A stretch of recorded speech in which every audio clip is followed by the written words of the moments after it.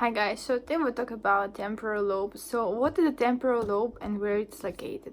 So doctors sometimes refer to the temporal lobe as a pair of lobes in the region crosses both left and right brain hemispheres, including one temporal lobe on each side. Like the brain's other three lobes, the temporal lobe is located in the forebrain, and biologists believe that this is the newest portion of the brain to have evolved, since it's only one present in vertebrates.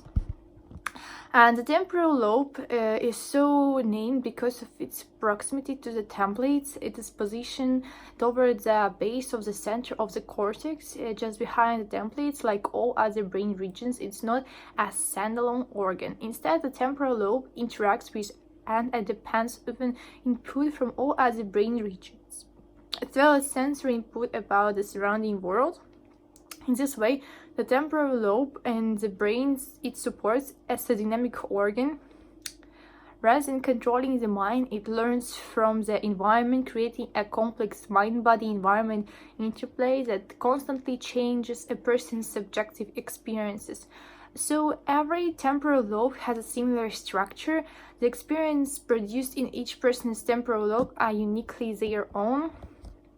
And let's talk about its functions. So the formation of visual memories, including long-term memories, in conjunction with the amygdala and hippocampus, two structures of the limbic system and temporal lobe, is vital for the formation of conscious memories. Interpreting the meaning of visual stimuli, including recognizing objects, it's not enough to just see an object. For vision to be useful, you must also understand what it is you are seeing. The ventral part of the temporal lobe aids in the assignment of meaning to the sights you take in every day. Without the ventral lobe, you would not be able to recognize faces or read body language. Production of speech.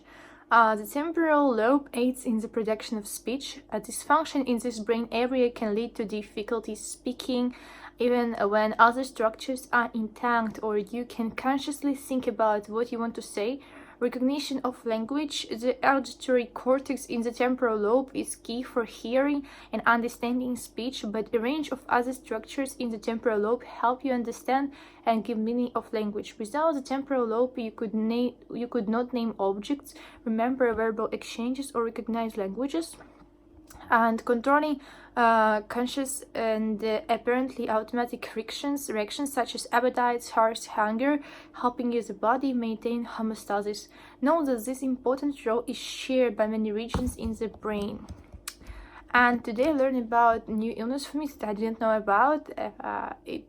So destruction of the temporal lobe cause associated visual agnosia, and patients with visual object agnosia fail to recognize the identity of visually presented objects despite preserved semantic knowledge. Object agnosia may result from damage to visual cortex lying close to or overlapping with the lateral occipital complex (LOC), a brain region that exhibits selectively to the shape of visually represented objects. Despite this anatomical overlap, the relationship between shape processing in the LOC and shape representation in object agnosia is unknown. We studied a patient with object agnosia following isolated damage to the left occipitotemporal cortex overlapping with the LOC. The patient showed intact processing of object structure, yet often made identification errors that were mainly based on the global visual similarity between objects. Using functional magnetic resonance imaging (fMRI), we found that the damage as well as the contralateral structural intact right loss failed to show any object selective fMRI activity, so the lateral retained selectivity for faces.